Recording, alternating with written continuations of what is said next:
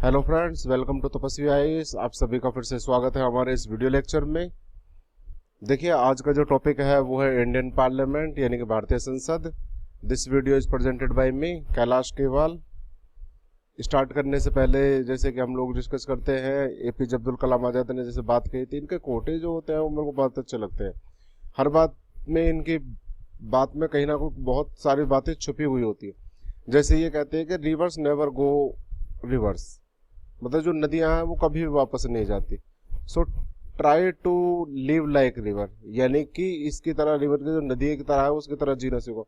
Forget past, भूल जाओ past को, जो आपके अतीत में जो हुआ है उसे भूल जाओ। एंड फोकस ऑन फ्यूचर, और अपने फ्यूचर पे फोकस को, जिसके आधार पर आप चीज़ों को अच्छा कर सकते हैं। देखिए, इंडियन पार्लियामेंट, भारतीय संसद, इसके अंदर आज जो हम टॉपिक पढ़ेंगे वो पढ़ेंगे functions of the parliament, parliamentary procedure and rules of Lok Sabha and Rajya Sabha. इसी के आधार पर देखिए चीज़ें एक ही है, बस थोड़ा सा ये है कि किस तरीके से ये वर्क करती है। जैसे कि भारतीय संसद, भारतीय इंडियन पार्लियामेंट के बारे में बताकर, आपको पता है पार्लियामेंट की, जब संसद की बात करते हैं तो तीन चीज़ों से मिलकर ये बनती है, जैसे कि लोकसभा और राज्यसभा और तीसरा आता है प्रेसिडेंट। यानी कि इन तीन चीज़ों से मिलकर जो है हमारी पार्लियामेंट बनती है, संसद बनती है। और संसद का आपको पता है बहुत बड़ा रोल है हमारे भारतीय संविधान में, जिसकी वजह से इसके बिना कोई भी बिल, किसी प्रकार का कोई नियम कानून नहीं बन सकता। और उस आधार पर सबसे पहले आपको पता है, जैसे मान लीजिए कोई भी है किसी एक सदन में, लोकसभा में जैसे कोई बिल आता है, उसके बाद लोकसभा में आने के बाद राज्यसभा में जाता है, राज्यसभा में पास होने के बाद वो प्रेसिडेंट के पास जाता है, जब उसके सिग्नेचर हो जाते हैं तो उस आधार पर कोई भी है वो लॉ, जो नियम या कानून है जो उसके आधार पर बनता है। तो संसद है, जो संसद का बहुत बड़ा रोल है, जिसके आधार पर हम इस म्यार में डिस्कस करेंगे।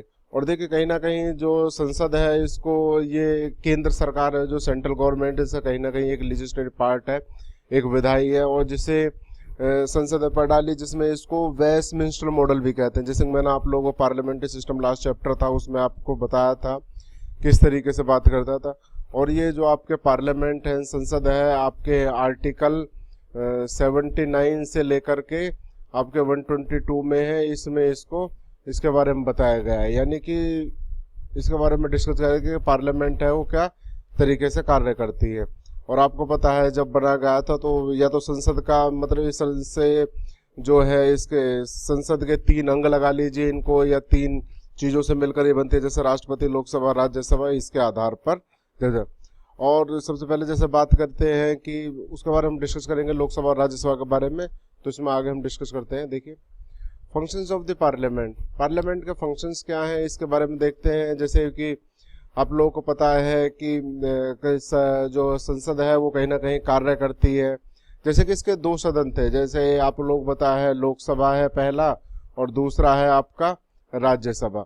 और ये दोनों सदन इसके कार्य करते हैं, और कार्य करने के आधार पर कहीं ना कहीं, जैसे कि हम राज्यसभा जो है उसको उच्च सदन कहलाता है, और जो लोकसभा है वो निचला सदन कहलाता है। क्योंकि लोकसभा है जो भंग हो जाती है, इस वजह से निचला सदन कहलाया जाता है, और राज्यसभा है वो भंग नहीं थी, इस वजह से इसे उच्च सदन कहलाया जाता है। और राष्ट्रपति जो है, संसद का सबसे इम्पोर्टेंट बात कि जो राष्ट्रपति जो है संसद के किसी भी सदन का जो है वो सदस्य नहीं होता, और ना ही वह संसद में बैठता है। लेकिन अगर कहते हैं कि जो राष्ट्रपति है संसद का एक अभिन्न अंग है, इंटीग्रल पार्ट है। क्यों? क्योंकि ये संसद के दोनों सदनों द्वारा पारित कोई भी विधेयक तब तक विधि नहीं बनता, जैसे कि मैंने आप लोग बताया था, जब तक कानून नहीं बनेगा, जब तक वो राष्ट्रपति अपनी स्वीकृति नहीं दे देता, यानी कि अपनी परमिशन नहीं दे देता, उसमें सिग्नेचर नहीं कर देता, उसी आधार पर ये बताया गया।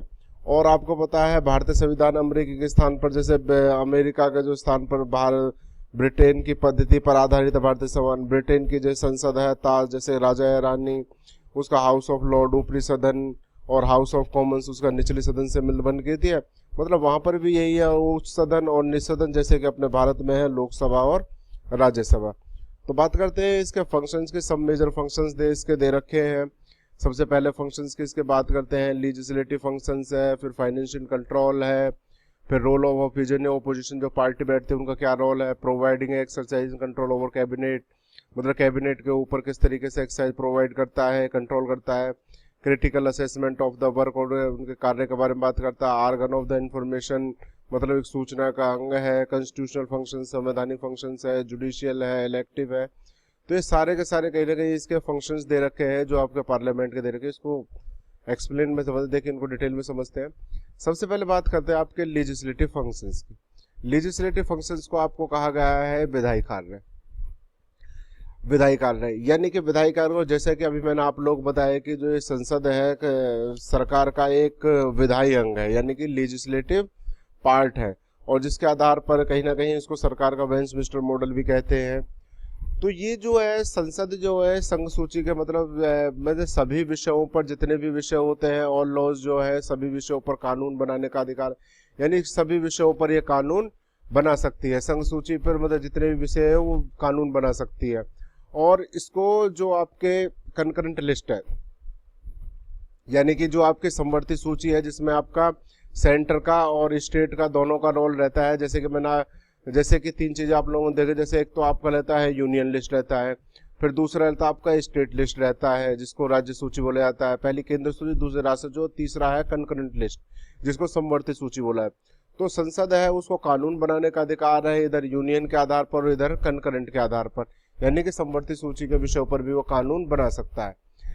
कई बार ऐसा हो जाएगा कि मान लीजिए संघ और राज्य अधिनियम में कुछ मौजूदा जो प्रावधान है उनके आधार पर किसी प्रकार कोई लड़ाई हो जाती है, कोई संघर्ष हो जाता है या ओवरलैपिंग हो जाता है, तो उसमें जो है वो संघ का कानून लागू होगा। मतलब उसमें किसी प्रकार से उसका जो स्टेट है उसकी बात नहीं करी जाएगी।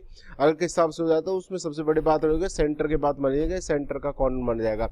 और ऐसे मामले में जब आपातकाल घोषित किया जाता है तो संघ जो है वो संसद राज्य सूची मानने वाले विषयों पर भी कानून बना सकती है। कहने का मतलब जो सेंटर है वो सबसे बड़ा हेड है, सबसे सेंटर को ही सबसे ज्यादा पावर दी गई, मतलब वो कानून बना सकता है, चाहे वो संघ सूची के मामले में हो चाहे वो समवर्ती सूची के मामले में भी। भले ही दोनों का रोल हो, परंतु फाइनल डिसीजन जो रहेगा वो आपका केंद्र सरकार का रहता है।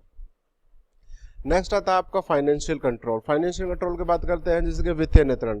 और वित्तीय नियंत्रण में आपका जैसे आपका जो वित्त है उस पर नियंत्रण करने का अधिकार, जैसे केंद्रीय संसद में उन तरीकों को और साधनों को प्रदान करने के लिए विशेष शक्तियां दी गई हैं, जिसके आधार पर जो है आपका सार्वजनिक सेवाओं के लिए which revenue has been raised for public service, यानी कि सार्वजनिक सेवाओं के लिए जो राजस्व उठाया जाना है।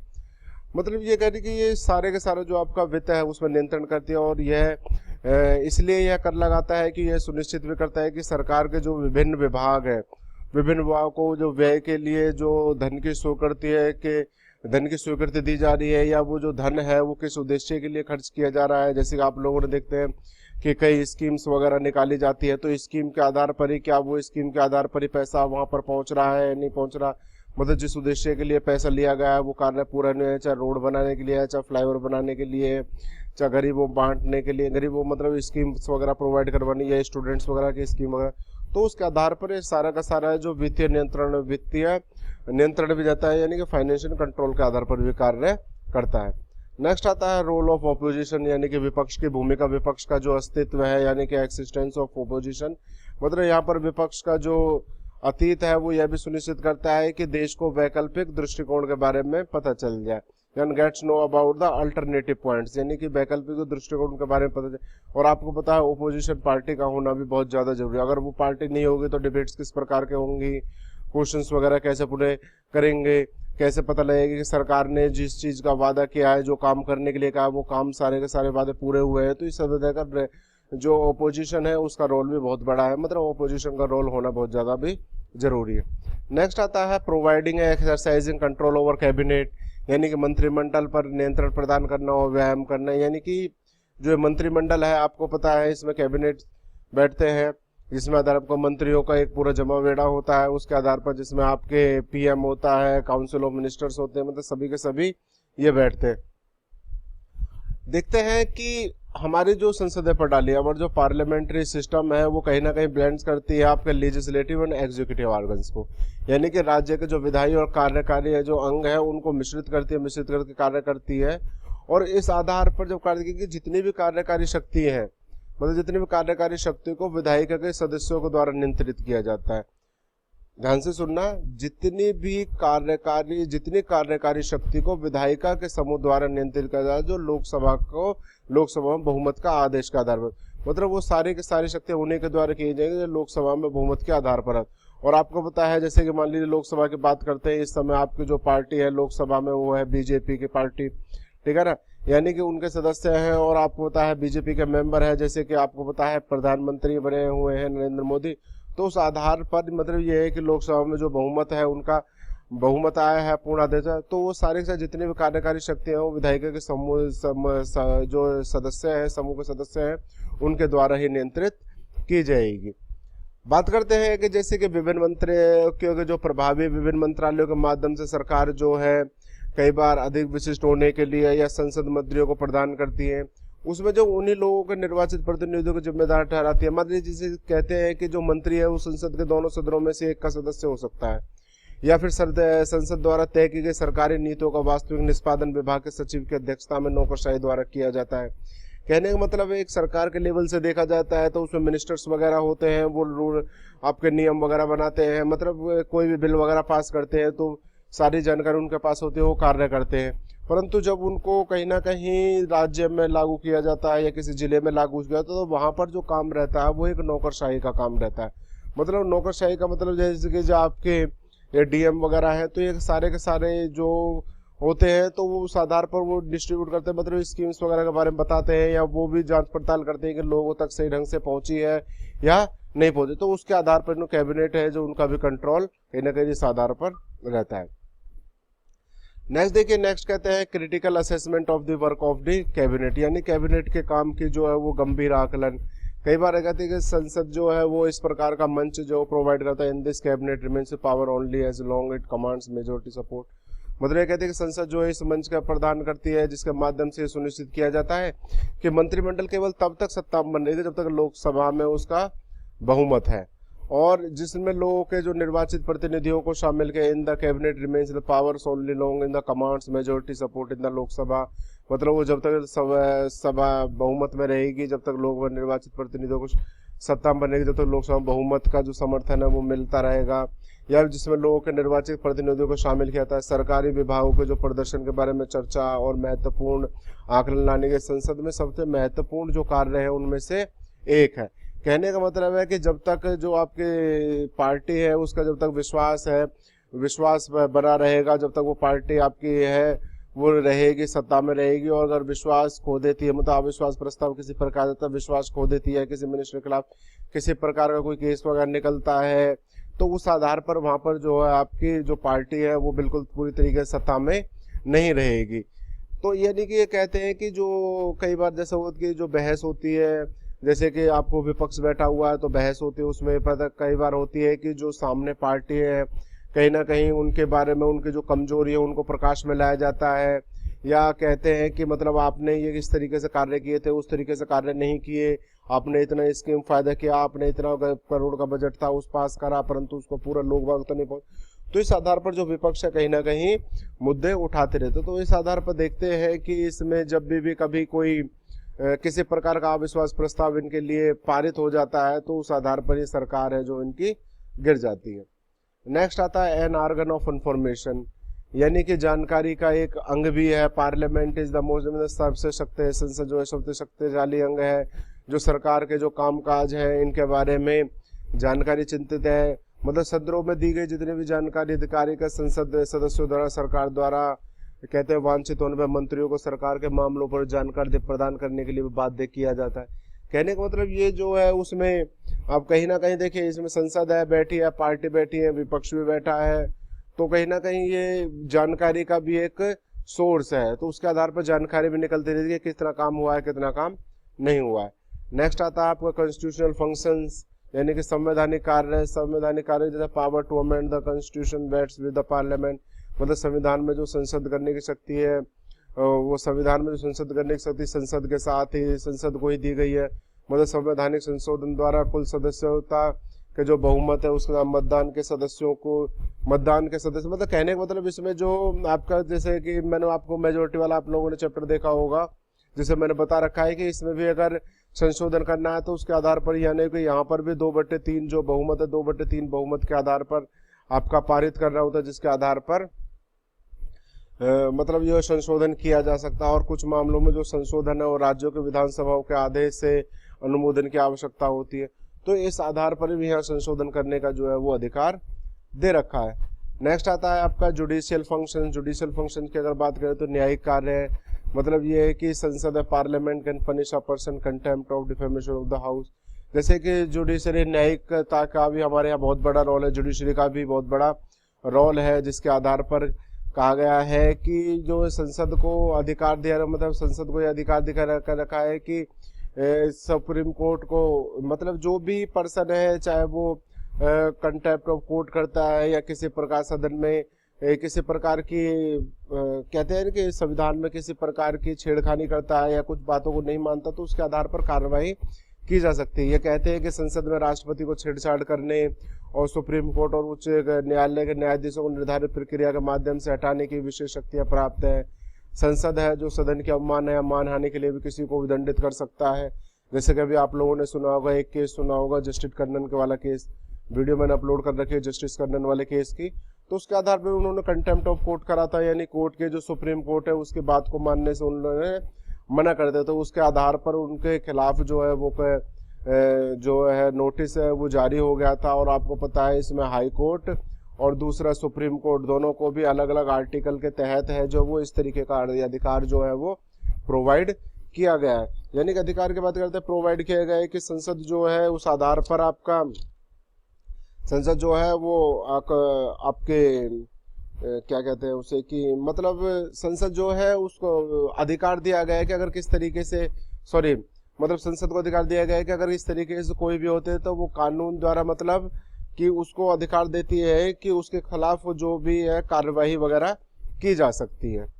नेक्स्ट आता है आपके इलेक्टिव फंक्शंस, वैकल्पिक कार्य दे रखे हैं। वैकल्पिक कार्य में जैसे कह रखे हैं कि the parliament has power to create new states, यानी कि जो संसद है उसको किसी भी नए राज्य को घोषित करने का अधिकार, बदलने का अधिकार है, या उसकी सीमाओं में परिवर्तन है, या उसके नाम में परिवर्तन है, या किसी भी राज्य को अपने अधिकार क्षेत्र में लेने का भी अधिकार है, या एक राज्य के दो बंटवारे करने का। मतलब ये सारे के सारे जो अधिकार है वो वैकल्पिक कार्य में आते हैं, मतलब संसद को ये सभी के सभी अधिकार दिखा रखे हैं। दूसरा कहता है कि उसको कहीं ना कहीं इलेक्ट्रोल कॉलेज जो होता है मतलब निर्वाचन कॉलेज का गठन करने की भी परमिशन दी गई, जैसे कि आपके उपराष्ट्रपति के चुनाव के लिए राज्यसभा या लोकसभा के जो निर्वाचित सदस्य हैं उनका भी मतलब इसी आधार पर निर्वाचक कॉलेज के आधार पर उनका निर्वाचन होता है। या फिर बात करते हैं कि जैसे राज्य विधानसभा के निर्वाचित सदस्यों के साथ राष्ट्रपति कार्यालय के चुनाव के लिए भी चुनावी कॉलेज बनाते हैं। और संसद द्वारा कानून, संसद जैसे कानून है उस आधार पर कानून बनाती है। और जैसे कि आपको कहा गया है कि नए राज्यों का बनाना है या फिर राज्यों की सीमाओं में बदलाव करना है, या किसी राज्य का नाम परिवर्तन करना, या किसी को अपने क्षेत्र में शामिल कर लेना, ये सभी के सभी कार्य जो है मतलब अधिकार है संसद को दिए हुए। पार्लियामेंट्री प्रोसीजर, नेक्स्ट देखिए पार्लियामेंट्री प्रोसीजर है। प्रोसीजर का मतलब प्रक्रिया है, इस तरीके से प्रक्रिया चलती है। सबसे पहले बात करते हैं इसके अंदर ओथ की, यानी कि शपथ या प्रतिज्ञान, जिसका ओथ दिखाया गया है। आप लोग पता है आपका जो आर्टिकल है जैसे वो शेड्यूल है, शेड्यूल के अंदर सेकंड शेड्यूल के अंदर ये बात डाल रखी है जिसमें बताया गया है कि oath on affirmation by president, vice president, ये सभी के भी जो है वो शपथ लेती है। देखिए संसद के जो प्रत्येक सदन का प्रत्येक सदस्य अपना स्थान लेने से पहले किसी प्रकार राष्ट्रपति या उसके द्वारा इस कार्य के लिए नियुक्त व्यक्ति के जो सामने है वो शपथ लेता है और उस पर जो पत्र दिया जाता है उस पर हस्ताक्षर करता है, या कहता है कि जैसे कि मैं संविधान के प्रति अपनी सच्ची निष्ठा रखूंगा, भारत की संप्रभुता का, प्रभुता का, अखंडता को बनाए रखूंगा, कर्तव्यों का निर्वहन करूंगा सही ढंग से। तो ये सारी की सारी बातें इसके अंदर लेखन में ओथ में दिखा रखी है। और कि किसी भी प्रकार के अगर कोई मंत्री भी सभी मंत्री हैं, चाहे वो आपका सुप्रीम कोर्ट या हाई कोर्ट के जज वगैरह है, कोई पर्सन है तो उस आधार पर उसको शपथ लेनी पड़ती है। नेक्स्ट आता है आपका क्वेश्चन आवर। क्वेश्चन आवर की अगर बात करते हैं तो जिसको अब बोला जाता है आपका क्वेश्चन आवर की बात करते हैं, मतलब एक संसद में जब चल रही होती है तो उसके आधार पर एक पर्टिकुलर टाइम पीरियड होता है जिसके आधार पर एक मतलब क्वेश्चन पूछने का टाइम होता है जिसको प्रश्नकाल कहा जाता है हिंदी में। यह जो है संसद का मतलब जो पहला घंटा होता है प्रश्नकाल के, जैसे संसद स्टार्ट होती है तो उसका जो फर्स्ट आवर रहेगा, मतलब फर्स्ट पहला जो घंटा होता है तो प्रश्नकाल के होता है। मतलब इसमें जो है वो इस दौरान जो सदस्य प्रश्न पूछते हैं और जो मंत्री है उन सभी क्वेश्चंस के जो है वो आंसर देते हैं। और इसमें भी जो क्वेश्चन आ रहे हैं इसके अंदर भी 3 टाइप के जो प्रश्न है वो पूछे जाते हैं। जैसे कि पहला आपको पता है तारांकित प्रश्न है, दूसरा कहा जाता है अतारांकित प्रश्न है, और तीसरे होते हैं कि अल्प सूचना के पद, मतलब अल्प सूचना के आधार पर प्रश्न। तो इन प्रश्नों को आधार पर इसमें सभी के बारे में बताया। जैसे पहले स्टैंडर्ड क्वेश्चन, दूसरा अनस्टैंडर्ड क्वेश्चन, और तीसरा है शॉर्ट नोटिस वाले क्वेश्चन। जैसे कि अब बात करते समय पहले तारांकित प्रश्न है, बाकी आप लोगों को डिटेल में बताऊंगा नेक्स्ट में। तो जैसे कि तारांकित प्रश्न की बात करते हैं, इनका जो उत्तर है वो मौखिक दिया जाता है। इसके बाद जो पूरक प्रश्न पूछा, मतलब किसी में कोई प्रश्न पूछा है तो उसको ये नहीं कह सकते मैं रिटन में दूंगा, मतलब उसी का जो जवाब है वो एट ए टाइम जभी के जभी देना पड़ेगा। दूसरा आता अतारांकित प्रश्न जो है वो लिखित रिपोर्ट आवश्यक, मतलब उनको लिखित में पूछना पड़ता है, लिखित में देना पड़ता है। और तीसरे होते हैं अल्प सूचना के प्रश्न, मतलब जिन्हें कम से कम 10 दिन का नोटिस देकर पूछा जाता है, और इनका जो आंसर है वो मौखिक भी दिया जा सकता है। तो ये क्वेश्चन से वगैरह है, विपक्ष वगैरह है तो सामने वाली पार्टी से या अन्य सदस्य द्वारा, व्यक्ति द्वारा ये क्वेश्चंस वगैरह जो है सदन के अंदर पूछ लिए जाते हैं। नेक्स्ट आता है कास्टिंग वोट। कास्टिंग वोट जो होता है, जिसको बोलते हैं कीमती वोट बोला जाता है। ये इस वोट का जो मीनिंग है वो है देखिए, जब मान लीजिए 2 पर्सन को इक्वल वोट मिलती है तो कोई एक थर्ड पर्सन जिसको अथॉरिटी दे रखी है, तो इन 2 पर्सन में से किसी भी एक पर्सन को वोट दे सकता है, तो वो जो वोट कहलाई जाती है उसकी कास्टिंग वोट कहलाई जाती है। जैसे कि मान लीजिए प्रेसिडेंट के इलेक्शन के लिए 2 व्यक्ति खड़े हुए हैं और दोनों व्यक्तियों को जैसे इक्वल वोट मिला, मान लीजिए इसको भी 10 वोट मिले हैं और इस व्यक्ति, ये जो व्यक्ति है इसको भी 10 वोट मिले, तो इस आधार पर दोनों को डिसाइड करना मुश्किल है किसको आधा है। तो मान लीजिए इसमें जो लोकसभा का स्पीकर है उसको ऐड बना दिया, लोकसभा का जो स्पीकर है, मतलब ये है कि ये जो है इन दोनों में से किसी भी एक को अपना वोट दे सकता है, या तो वो इसको देगा या फिर वो इसको देगा। तो इस आधार पर इन दोनों में से जिसको भी वो वोट देगा, वो वोट जो रहेगी वो उसकी कहलाई जाएगी कास्टिंग वोट। यानी कि जिस व्यक्ति को देगा उसके 11 वोट हो जाएंगे, वो जीत जाएगा। तो जो दी गई वोट है वो वोट कहलाई जाएगी आपकी कास्टिंग वोट। तो इसका आधार पर इसको कीमती वोट भी कहा जाता है। नेक्स्ट आता है आपका पोर्शन आता है कोरम। कोरम की बात करते हैं, यही कि इसको जो कहा जाता है इसको गणपूर्ति भी कहा जाता है। जैसे गणपूर्ति कहते हैं कि जैसे मान लीजिए इसमें कहते हैं कि जो सदस्य होते हैं इनकी संख्या जो होती है वो न्यूनतम होती है, यानी कि जिनकी उपस्थिति सदन का कार्य है जो संपादित होता है। और आपको पता है कि इसमें मतलब जितने भी कुल सदस्य सदन के रहेंगे, इसमें कोरम में 1/10वां हिस्सा होता है, मतलब कुल सदस्यों का 10वां हिस्सा होता है। यदि इसका अर्थ यदि कि यदि कोई कार्य करना है तो लोकसभा में कम से कम 55 सदस्य। जैसे कि आप लोगों को पता है इस समय लोकसभा की अगर बात करते हैं कि लोकसभा में और राज्यसभा की बात करें तो इस समय लोकसभा में जैसे टोटल की अगर बात करते हैं तो 552 सदस्य, यानी कि 8% पे 545 है, 545 सदस्य हो गए। और राज्यसभा की अगर बात करते हैं तो उसमें आपके 250 सदस्य वैसे तो 245 8% में हो गए। तो वहां पर अगर बात करते हैं तो इसका जो है वो 10%, यानी कि अगर इसमें 10% की बात करें तो 55 और इसमें 25 की बात कर दी तो मतलब इतने सदस्य जो है वो कम से कम होने चाहिए। लोकसभा में 55 और राज्यसभा में जो 25 सदस्य होने चाहिए। अगर ये सदन के संचालन के लिए कोरम पूरा नहीं होता है तो अध्यक्ष या वो जो सभापति है उसका ये कर्तव्य होता है या दायित्व होता है कि वो सदन को स्थगित कर दे या फिर गणपूर्ति तक कोई कार्य संपन्न ना करे जब तक कि उसकी पूरी मतलब जो कोरम उसका पूरा नहीं हो जाता है। नेक्स्ट आता है आपका मोशन।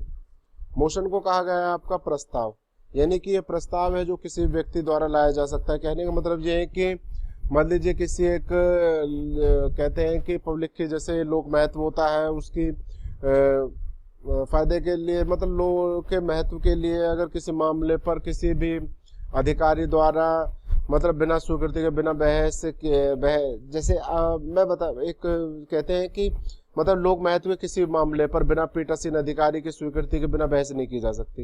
यानी कि विभिन्न विषयों पर सदन है जो अपना मत या निर्णय देता है, और ये जो है किसी भी मंत्री या गैर सरकारी सदस्यों द्वारा लाए गए प्रस्ताव को जो है वो मंजूरी भी देते हैं और नामंजूर देते।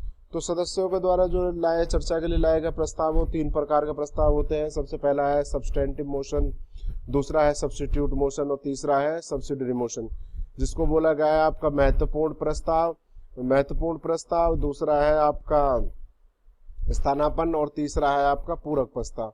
मतलब सभी के सभी प्रस्ताव लाए जाते हैं। इसमें जैसे महत्वपूर्ण प्रस्ताव, मान लीजिए किसी व्यक्ति को हटाना है या किसी के खिलाफ महाभियोग वगैरह है, ये सारे के सारे शामिल होते हैं।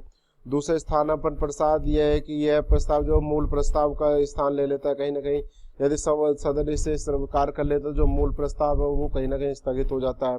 और तीसरा है पूरक प्रस्ताव, मतलब ऐसा प्रस्ताव होता है इसका कोई भी मीनिंग नहीं निकलता, इस सदन में तब तक पारित नहीं किया जाता तो इसके संदर्भ में कुछ बातें ना हो।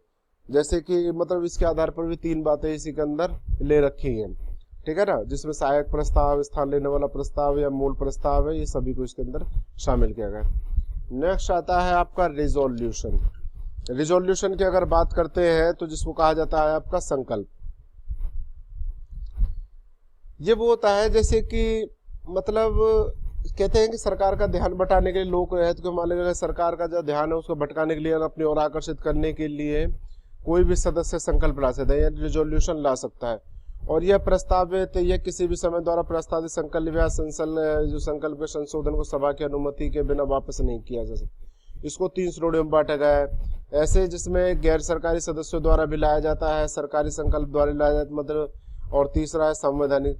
मतलब एक जो गैर सरकारी, मतलब ये जो रिजोल्यूशन है, एक तो बिना जो सरकारी सदस्य है उसके द्वारा भी, गैर सरकारी सदस्यों द्वारा भी लाया जा सकता है जिसमें बहस की जाती है। दूसरा है सरकारी संकल्प जिसको किसी मिनिस्टर वगैरह के द्वारा, मंत्री द्वारा ही लाया जा सकता है। और तीसरा होता है कि इससे या तो गैर सरकारी सदस्य या मंत्री द्वारा लाया जा सकता है। तो इस आधार पर 3 रिजोल्यूशन हैं जिनके बारे में बहस होती है कि इस तरीके से आधार पर इनको लाने के आधार पर हमें इसके अंदर जो सदन है किसी सदन में सदन के अंदर ला सकते हैं, और कहीं ना कहीं ये जो है लोक महत्व के आधार पर ही होते हैं। नेक्स्ट आता है इशूज लॉ को इशू करने का अधिकार है, मतलब कानून नियम बनाने का भी जो अधिकार दिया गया है, इन्हें किसी प्रकार का कानून बना सकती है। और आपको पता कानून बनाने के लिए जैसे लोकसभा है, जैसे मैंने आपको बताया था लोकसभा में बिल पास हुआ, फिर राज्यसभा में गया, राज्यसभा में बिल पास हुआ, और प्रेसिडेंट के पास स्वीकृति के लिए गया, अगर स्वीकृति देता है, सिग्नेचर कर देता है तो वो कानून बन जाता है, नियम बन जाता है। तो 7 प्रकार का अधिकार भी इसको दिया गया है। फिर नेक्स्ट आता है कंट्रोल ओवर फाइनेंशियल मैटर, जैसे कि मैंने आप लोगों को पीछे डिस्कस कर दिया था, जितने फाइनेंशियल मैटर है, वित्त है, उसके आधार पर कंट्रोल करता है। मेकिंग रूल्स एंड रेगुलेशन, नियम कानून बनाता है, ये सभी उसको अधिकार दिए गए प्रोसीजर में शामिल। यहाँ पर बात करता है rules of Lok Sabha and Rajya Sabha.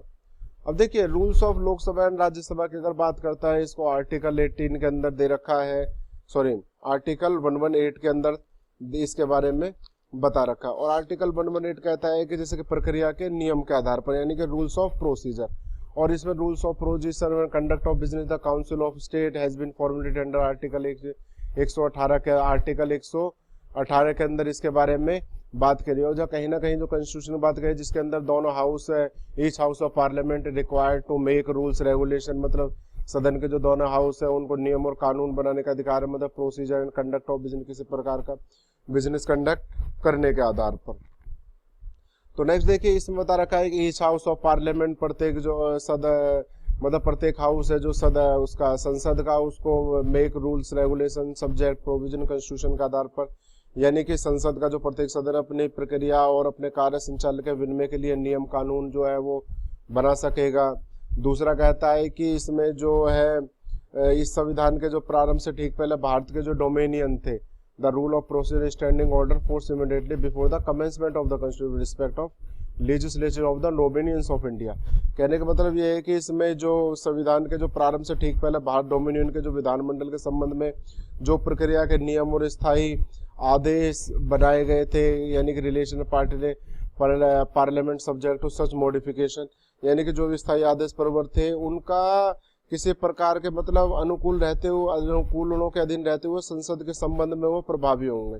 कहने का मतलब ये है कि जो राज्यसभा का सभापति या लोकसभा का अध्यक्ष जो है उनमें से किसी प्रकार के आधार पर उनका कार्य जो है वो कर सकता है, यानी कि रूल्स के आधार पर। क्यों दोनों की बात कर रहे हैं, एक तरफ राज्यसभा का सभापति और दूसरी तरफ लोकसभा का जो अध्यक्ष है वो देखता है। नेक्स्ट आता है कि तो प्रेसिडेंट है after consultation with the chairman, राष्ट्रपति और राज्यसभा के सभापति और लोकसभा के जो अध्यक्ष है उनसे परामर्श करने के बाद दोनों सदनों की संयुक्त बैठक से संबंधित जो भी मतलब उससे जो भी नियम है वो उस आधार पर बनाएगा और respect to the joint sitting and communication between the two house, मतलब उन दोनों से सलाह मशवरा करने के आधार पर है वो नियम कानून बनाता है और इन नियम कानून के आधार पर ही वो बनाएगा। और इसमें सभी का जो है वो रोल क्या है, क्यों, क्योंकि संसद की बात कर रहा हूँ, बार बार मैं वही बता रहा हूँ कि लोकसभा, राज्यसभा और प्रेसिडेंट तीनों इसमें जो है वो शामिल किए जाते हैं।